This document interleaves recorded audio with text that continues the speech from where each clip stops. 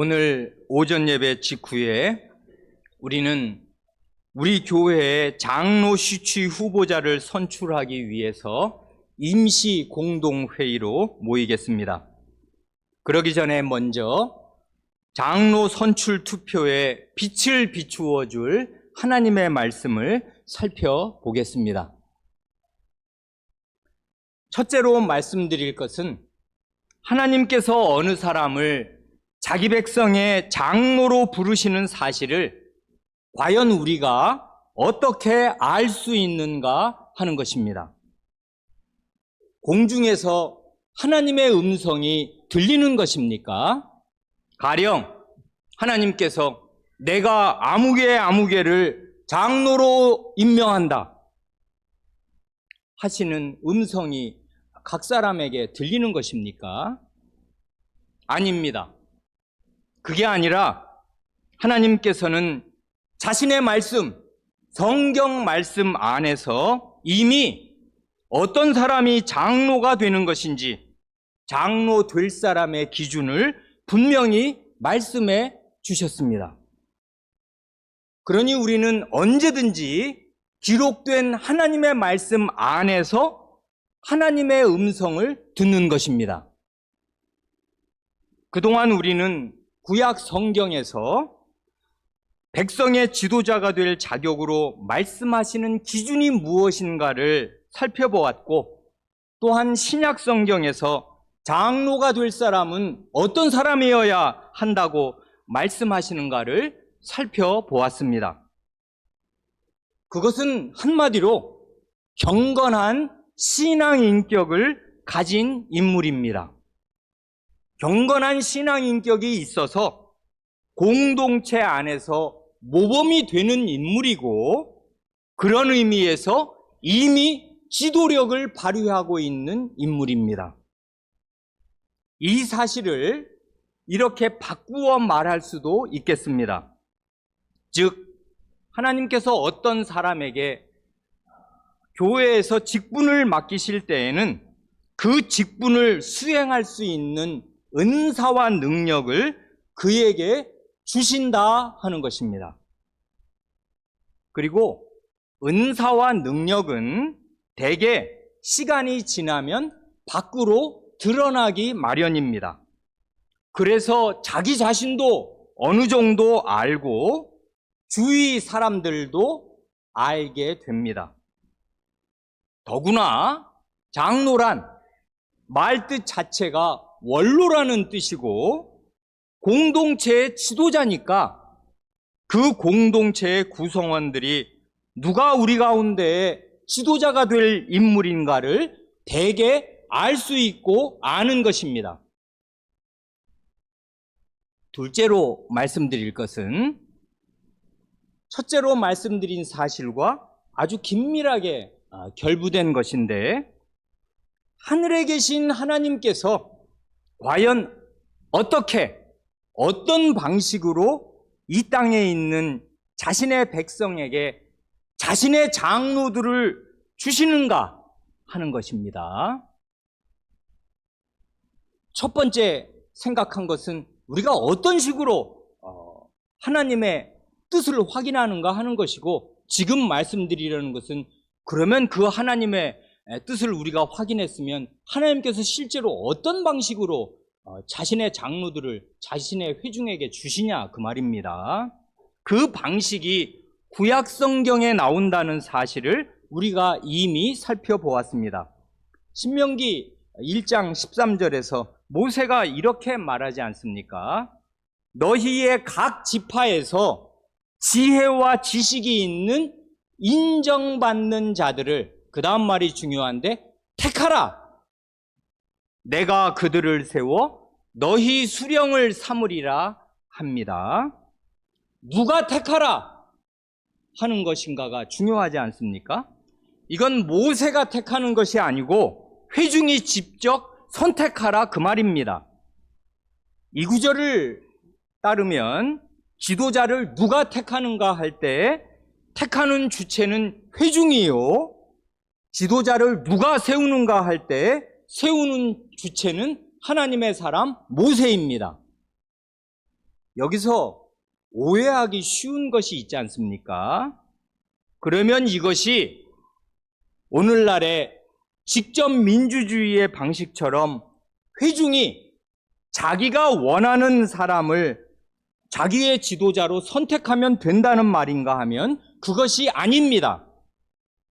분명히 회중이 선택합니다마는 선택의 기준은 하나님의 말씀으로 정해 주십니다.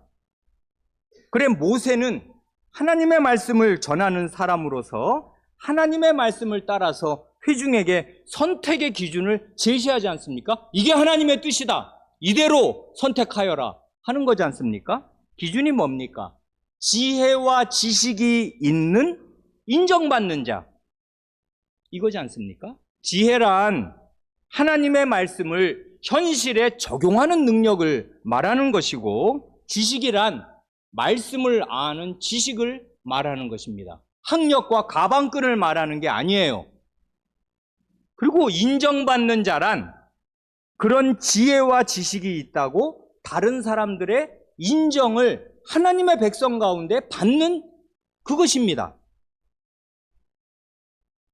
그래, 여기 신명기 1장 13절을 읽었는데 그 다음 15절에서는 1장 15절에서는 구체적인 임직 방식까지 제시되어 있습니다. 그걸 우리가 이미 다 살펴보았습니다. 내가 너희 지파의 수령으로 지혜가 있고 인정받는 자들을 취하여 받아서 너희의 수령을 삼되 너희에게 너희의 수령으로 주되 곧 각 지파를 따라 천부장과 백부장과 50부장과 10부장과 조장을 삼고 합니다. 여기에 취하여 혹은 삼되 하는 말은 직역하면 받아서 준다 하는 말이라고 이미 말씀드렸습니다. 모세는 회중이 하나님의 기준을 따라 선택한 사람을 받아서 그 사람들을 정식 지도자로 백성의 어른으로 임명해서 회중에게 돌려줍니다. 받고 주는 take, give and take가 여기에 나온단 말입니다. 하나님께서는 바로 이런 방식으로 하나님의 백성에게 지도자를 주십니다. 여기까지는 지난 6개월 동안 우리가 이미 살펴본 내용입니다. 과거에 2019년에 우리 교회 역사상 처음으로 장로를 임직하려 할 때 하나님의 뜻을 살피려고 이 말씀을 살폈고, 이제 5년이 지나서 새로운 장로 시추 후보자를 선출하려 할 때 그 말씀을 오늘로 6차례 복습하고 있으니 최근 5년 동안 우리는 2번 이 말씀을 우리 마음에 새기고 있는 것입니다.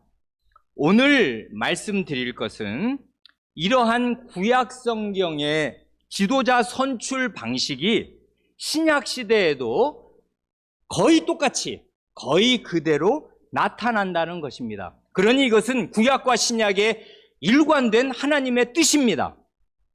뭡니까? 오늘 우리는 사도행전 1장과 6장의 일부를 읽었습니다. 사도행전 1장에는 사도 후보자를 선출하는 모습이 나오고, 사도행전 6장에는 후대에 흔히 집사라고 부르는 7사람을 선출하는 장면이 나옵니다. 사도행전 1장을 보면 이렇습니다. 그리스도께서 승천하신 직후에 11사도를 포함한 120명가량의 제자들이 한 곳에 모여서 전심으로 기도합니다. 그렇게 하늘의 주님께 기도드리는 가운데 가장 먼저 교회가 한 일이 이것입니다. 곧 스스로 사도임에도 멸망의 길로 걸어간 가론 유다의 빈자리를 채워서 12사도의 수를 주님께서 정해주신 대로 꽉 채운 그 일입니다. 12사도의 수를 채우는 게 왜 그렇게 중요한 것입니까? 예수 그리스도께서 12사도를 세우신 것은 구약의 이스라엘 12지파를 대체할 새 이스라엘, 구약의 12지파를 대체할 새로운 하나님의 나라를 세우시려는 것이고, 12사도는 새로운 12지파의 족장과 같은 사람입니다. 그러니 비어있으면 안 된다는 사실을 교회는 알았습니다.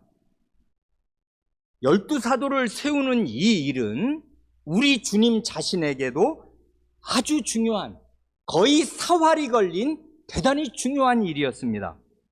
그래 주님께서 밤새도록 기도하신 뒤에 12사도를 처음 세우셨습니다. 우리가 지금 사도행전 1장을 읽었는데 누가 선생이 요 사도행전도 기록하고 그 앞에 있는 누가복음도 기록한 것 아닙니까?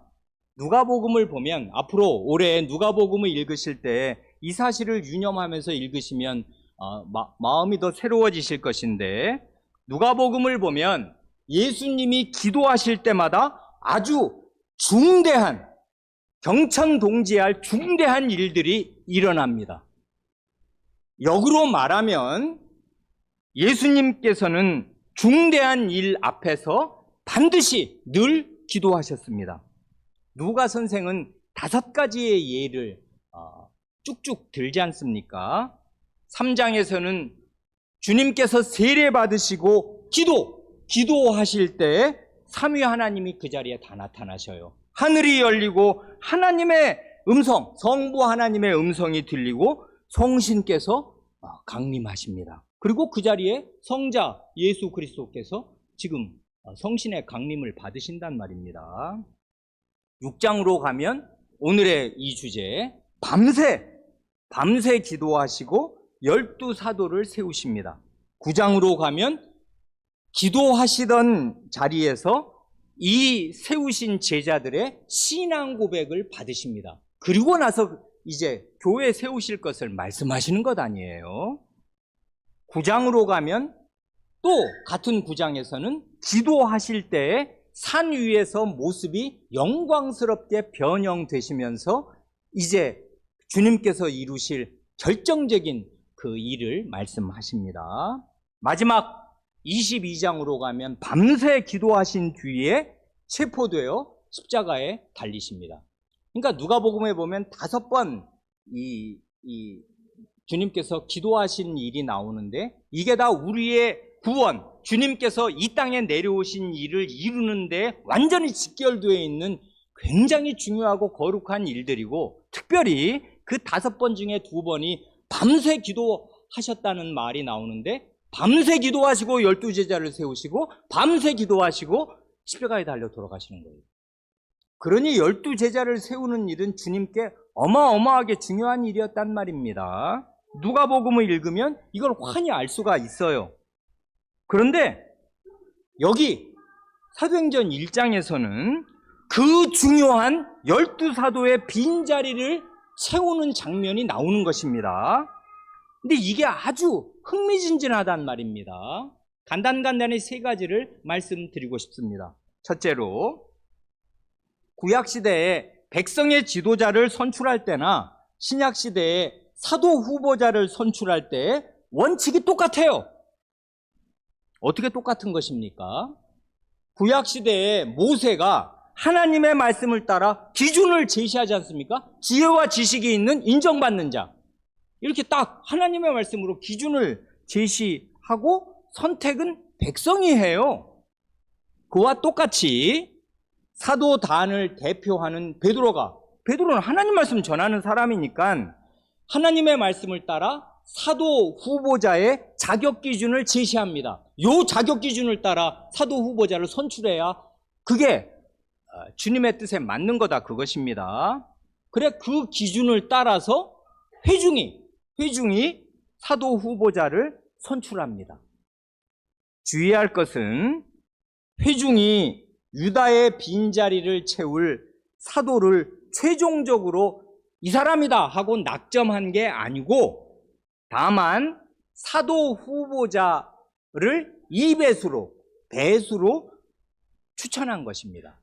그거죠, 지금 한 일이. 둘째로, 생각할 것은 사도는 만대 교회의 기초가 되는 지극히 중요한 인물들이기에 이건 진짜 만대 교회, 주님 다시 오시는 그날까지의 모든 교회가 이 사람들에게 걸려 있는 거예요. 이 사람들이 기초니까. 기초 공사는 확실하게 해야지 하나라도 삐뚤어지면 집 전체가 넘어간다는 거 아닙니까? 그렇기에 지극히 중요한 인물들이기에 땅에 계실 때든 하늘에 계실 때든 사도는 주님께서 직접 선택하신다는 사실입니다.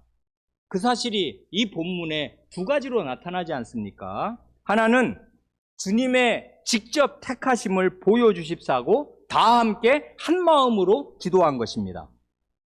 그러니 기도는 의례적인 형식 절차가 결코 아닙니다. 교인들이 모이면 그냥 심심하고 하니까 다 같이 기도합시다 하고 맨날 양념 삼아 하는 게 기도가 아니에요.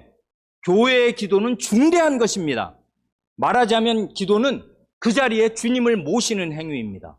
왜냐하면 주님의 이름을 불렀어요. 그러면 오냐? 내가 여기 있다. 뭘 말하려는 것이냐? 하시는데 그냥 이 말 저 말 주님 모셔놓은 자리에서 이 말 저 말 하는 거 그럴 수 없단 말입니다. 왕을 모셨으면 말을 해야 될 거 아니에요. 그리고 함부로 모실 수도 없는 것 아니에요.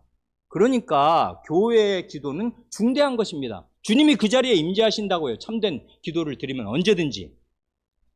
다른 하나는 제비를 뽑아서 두 후보자 가운데 한 사람을 사도로 받은 것입니다. 제비 뽑기를 통해서 주님 자신의 뜻이 관철되고 나타나게 한 것이라 그 말입니다. 제비 뽑기란 이건 구약의 방식인데 하늘의 주님께서 직접 택하심을, 직접 뜻을 나타내심을 표시하는 구약적인 방식이란 말입니다. 여기에서 생각할 게 있어요. 셋째로 주목할 게 뭐냐 하면 주님께서 직접 사도를 택하셨습니다마는 구약적인 마지막 이게 구약의 방식이었단 말입니다. 제비뽑기로 회중이 뽑아놓은 사도 후보자 두 사람 가운데 이 사람이 사도다 하고 주님이 딱 제비뽑기로 자기의 뜻을 확 밝혀주셨는데 하늘의 주님께서 자신의 사도를 낙점하시고 확정하시는 요 과정에서 교회의 온 회중을 이처럼 요긴하게 주님의 손발로 써주신 사실입니다. 회중은 누가 사도가 될 만한 인물인가를 알고 있었습니다. 그래서 두 사람의 사도가 될 만한 후보자를 주님 앞에 세울 수 있었습니다. 엉뚱한 사람을 세워놓고 누군지 보여주십시오. 이러면 주님께서 아무 말씀도 하지 않으셨을 것 아닙니까? 그런데 이 사람들이 뽑아놓은 두 후보자가 주님 마음에 합한 사람이었고 그 중에 이 사람이다 이런 것이지 않습니까? 그러니까요 회중이 주님의 손발 노릇을 한 것입니다. 이러므로써 우리가 주님의 뜻을 알고 있고 이 땅에 구현하는 사람들이다 하는 걸 자기 스스로 이런 방식으로 확인할 수가 있었고 확신을 가질 수가 있었어요. 우리는 주님의 수족이고 주님의 몸의 일부다. 주님의 뜻을 이 땅에 행하는 사람들이다 하는 걸 알 수 있었단 말입니다. 여기 사도행전 1장에서는 제비뽑기의 방식이 마지막으로 이게 성신이 내려오기 전 구약의 마지막이니까 마지막으로 쓰였습니다마는 사도행전 그 다음 2장에서 신약의 첫 오순절에 성신께서 강림하신 이후부터는 신약 성경에 다시는 제비뽑기의 방식이 나타나지 않습니다. 왜 그럴까요? 하나님이 오셨는데 무슨 제비뽑기가 필요합니까? 성신을 받은 이후로는 교회의 회중은 주님의 마음을 받은 사람들이 됩니다. 성신은 그리스도의 신이고 하나님의 신이시잖아요. 그런 성신이 우리 마음 안에 들어오셔서 하나님의 말씀을 우리 마음에 깨우쳐 주시고 밝혀주시고 인도하여 주시는데 웬 제비뽑기가 필요한 것입니까? 그러니 이 신약의 성신을 받은 신약의 교회는 성신과 주님의 말씀에 따라서 교회의 일들을 처리해 갈 수 있는 것입니다. 그래 고린도전서 2장 16절에 바울 사도가 그러나 우리가 그리스도의 마음을 가졌느니라 하신 말씀이 참이에요. 이건 성신을 받은 교회를 가리켜서 우리가 그리스도의 마음을 받았지 않냐? 그리스도의 마음을 모르나? 그러면 교회에 있어도 교회에 있는 사람이 아니지. 교인이 아니지. 그리스도의 마음을 받은 사람들이라는 말입니다. 그리스도의 인식, 그리스도의 말씀이 우리 마음판에 새겨져 있어요. 성신으로 말미암아. 이런 회중이니까 나중에 사도행전 6장으로 가면 교회의 구제를 전담할 7사람을 또 선출하게 되는 것입니다. 사도행전 6장으로 가면 우리가 아는 대로 교회에 대단히 어려운 문제가 생기지 않습니까? 구제품 배분이 원활하게 되지 않고 한쪽으로 편중돼요. 이건 그 시대를 반영하는 거지 않습니까? 원래 이스라엘이니까 이스라엘 사람들, 히브리파 유대인들이 살고 있고 그 중에 상당수가 회심했어요. 그런데 이건 오순절이어서 세계 각곳에 있는 헬라파 유대인들, 히브리말을 잘 모르거나 자기 원래 살던 나라에 있는 말만 아는데 그래도 이 사람들은 원래가 유대인이라 이제 여기 왔어요. 왔다가 이제 이 큰일을 만나서 이제 성신 강림을 만나서 이제 사도의 복음을 듣고 회심했어요. 그러니 히브리파 유대인들과 헬라파 유대인들이 지금 섞여 있어요, 예루살렘에. 이 사람들은 사는 환경이 굉장히 다른데 이제 헬라파에 속한 그 과부들이 이 구제품을 적절히 받아야 이제 살고 예배도 계속 드리고 그러는데 이거 히브리파 사람들만 구제를 받고 헬라파 과부들은 구제를 못 받네. 이러니까 야 이거 뭐냐, 이스라엘이라고 히브리파 사람들만 우대하는 거냐, 이게 그러면 교회냐, 이러면서 이제 교회 안에 원망하는 목소리가 이제 부글부글 하게 된 것입니다. 이게 작은 문제가 아니에요. 말하자면 교회에 내분이 생길 위험이 생긴 것입니다. 이때 사도들이 민감하게 사태를 파악하고 온 회중을 불러 모은 거지 않습니까? 이게 바로 공동회의잖아요. 전 회중이 한자리에 사도의 부름을 소집을 받고 모인 것이에요. 이 중대한 문제를 해결하려고. 언제나 그렇듯이 사도가 하나님의 말씀을 따라 자격 기준을 제시합니다. 자격 기준이 뭐예요? 성신과 지혜가 충만하여 칭찬받는 사람 7. 이건 구약의 자격 기준과 완전히 똑같은 거잖아요. 지혜와 지식이 있다고 인정받는 사람, 성신과 지혜가 충만해가지고 칭찬받는, 인정받는 사람, 똑같단 말입니다. 공동체는 그걸 알아야 하고. 그러니까 그런 사람, 여긴 성신의 전이고 우리가 그리스도의 지체고 하나님의 집이니까 성신의 뜻대로 일을 처리할 지혜가 있다고 여러분들이 다 인정하고 칭찬할 만한 사람 7사람 여러분이 선택하십시오. 택하라 한단 말입니다. 사도가 이 사람입니다 하고 낙점을 한 게 아니고 여러분이 아시지 않습니까? 다 여러분 성신 받은 사람 아니에요. 그러니 여러분이 택하십시오 하였단 말입니다. 그래 이 기준을 따라서 7사람을 택한 것은 회중이었습니다. 이런 식으로 교회의 중대한 그 내분의 위험이 극복되었어요. 그 결과가 뒤에 나타나지 않습니까? 그래서 사도들은 이런 일에 구제품 배분하는 일에서 이제 그 자기 일을 줄이고 그 일만 하다가는 말씀이 빈곤해진 탓에 교회 안에 불만이 생겼단 말입니다. 교회 안에 이 말 저 말이 나오고 어려움이 생기는 것은 가장 1차적으로 강단이 빈약해서 그런 것이에요.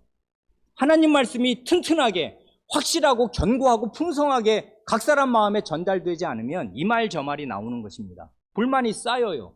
그런데 하나님 말씀이 힘있게 전달되니까 나중에 끝에 가서 6장 7절입니까? 끝에 가서 보면 허다한 제사장의 무리. 제사장이 누굽니까? 사두개인들이라고요. 이 사람들. 예수님 못 박는데 가장 1등 공신이 되었던 대제사장의 수하에 있던 사람들.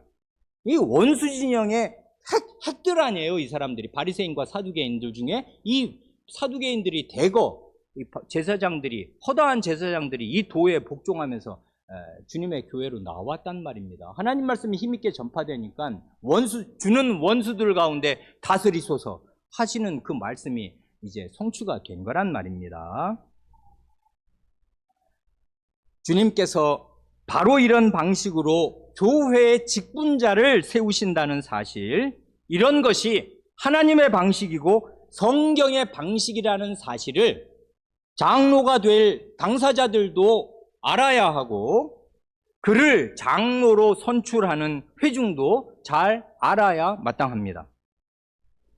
이런 사실을 잘 이해할 때 네덜란드 개혁교회와 캐나다 개혁교회에서 사용하는 장로 임직 예식문이 제대로 이해됩니다.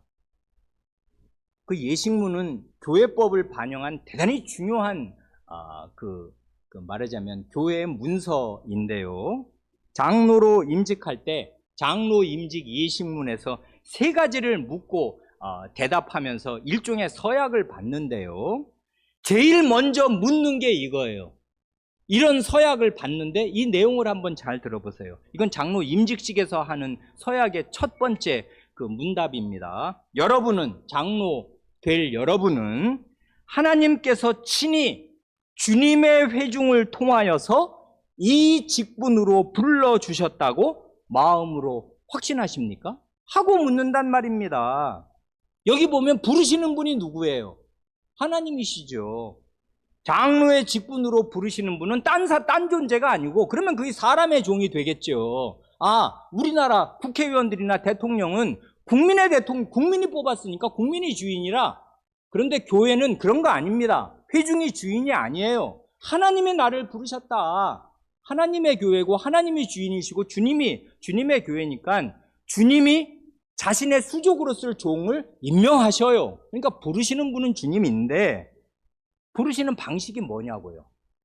하나님께서 나를 장로로 부르시는 방식은 여기 보면 여러분은 하나님께서 친히 주님의 회중을 통하여서지 않습니까? 이게 딴 회중이 아니에요. 일반 백성, 길에서 오다 가다 지나가는 등산객들 붙들고서 이 사람 중에 얼굴 생긴 거나 학력, 경력 보고서 누구 좀 여기 투표해 주시고 좋아요 많이 눌러 주십시오. 이런 사람 뽑는 거 아니란 말입니다. 주님의 회중이잖아요. 주님의 몸, 주님의 지체인 주님의 회중을 통하여서 이 직분으로 부르신다. 두 가지가 다 아주 절묘하게 옷감처럼 교직되어 있잖아요. 하나님이 부르신다. 그런데 어떻게 부르시냐? 주님의 회중을 통하여 부르신다. 그때 그럼 주님의 회중은 뭐예요? 하나님의 손발이고 주님의 손발이죠. 주님의 뜻을 이 땅에 구현하는 사람들. 주님의 몸, 주님의 손, 주님의 발. 바로 그거잖아요. 이런 투표가 주님의 뜻대로 이루어지면 투표에 임한 모든 사람은 그 결과를 보고 주님의 친정, 주님이 우리를 다스리시고 여기에 왕이시다 하는 사실을 확인하게 되는데, 그리고 큰 기쁨과 감사가 있게 되는데, 주님의 왕되심과 주권을 확인하는 그 도구로 나를 써주신 거예요. 나의 투표 행위를. 이러니 주님과 내가 그 시간에 하나가 된단 말입니다. 나는 이런 식으로 주님의 뜻, 이 거룩한 주님의 교회를 인도해 나갈 가장 중요한 직분자를 내 손으로 뽑아요. 근데 이게 주님의 뜻과 일치해. 이러면 나는 주님의 뜻을 이 땅에서 행하고 사는 사람이 된단 말입니다. 이런 식으로 주님의 뜻을 확인하고 주님의 수족이 되는 경험을 교회 안에서 해가는 거예요. 이러면 다른 일을 처리할 때도 기도하고 주님의 말씀대로 하게 되면서 주님의 뜻을 행하는 사람으로 살게 될 것입니다. 그러니 두말할 나위도 없습니다마는 우리가 우리의 마음에 드는 사람을 우리의 대표로 뽑는 게 아니라, 그런 건 대한민국이나 미국에서나 그렇게 하는 것이고요. 주님께서 주님의 집에서 일할 주님의 종을 친히 부르시고 임명하시는데, 그리고 마지막 임명도 예배 가운데 하나님을 모신 자리에서 그 직분자인 목사가 임직식을 주관해요.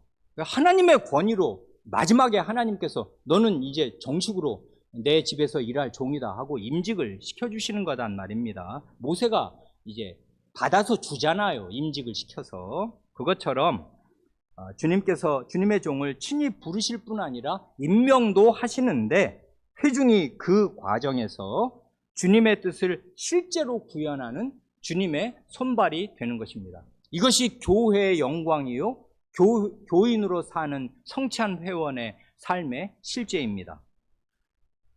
그리고 이것이 오늘 우리가 곧이어 행할 장로 선출 투표의 의의입니다. 함께 기도하겠습니다.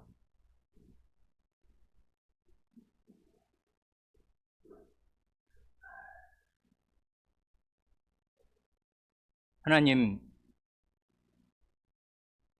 아버지께서 살아 계셔서 구약의 이스라엘을 배교한 이스라엘을 버리시고 구약의 이스라엘, 하나님의 아들을 거부하고 죽일 자라 하여 십자가에 못 박은 이스라엘을 대신하고 대체할 새 이스라엘, 새 하나님의 백성을 이 신약시대에 세우려 하셨으니 이 신약의 교회는 하나님의 집이오며 저희를 위하여 피 뿌리시고 목숨을 버리신 그리스도의 몸이오며 성신께서 내려오셔서 거하시는 성신의 성전이 된 사실을 저희가 오늘도 믿고 고백합니다.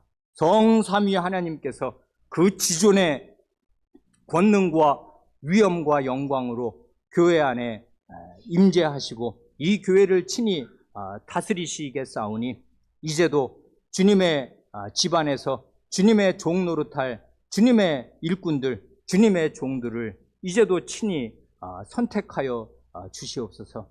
그러나 그 과정에서 하늘에서 낙점자의 이름이 내려오는 것이 아니요 이미 하나님께서 어떤 사람을 하나님의 집의 일꾼으로 뽑아야 하는지를 명명백백하게 아무도 모를 수 없이 확실하게 말씀하여 주셨으므로 이 말씀을 알아듣고 이해하고 깨달은 주님의 교회가 주님의 손발이 되어서 투표 행위를 통하여 주님의 뜻을 이 땅에 저희 공동체 안에 확실한 사실로 확증하게 되는 줄을 믿습니다. 이런 일에 저희 성찬회원을 써주시니 은혜를 감사드리오며 저희가 무엇이기에 주님의 뜻을 이렇게 확실하게 시행하는 사람이 되옵니까? 그러나 저희가 죄인들이요 어리석은 자들일지라도 성신으로 저희의 마음을 깨우쳐 주셨으므로 심지어 신약의 첫 교회는 사도 후보자를 배수로 추천하여 주님 앞에 세울 수도 있었고 교회에 일어난 문제를 해결할 7사람을 선출하기도 하였사오니 오늘도 저희에게 성신으로 저희의 마음을 밝혀주시고 하나님의 말씀이 저희 마음을 주장하게 하여 주셔서 성신의 인도와 하나님의 말씀을 따라 바르게 투표에 임하여 주님 자신의 일꾼들을 뽑아놓을 수 있게 하여 주시옵소서. 우리 구주 예수님의 이름으로 기도합니다. 아멘.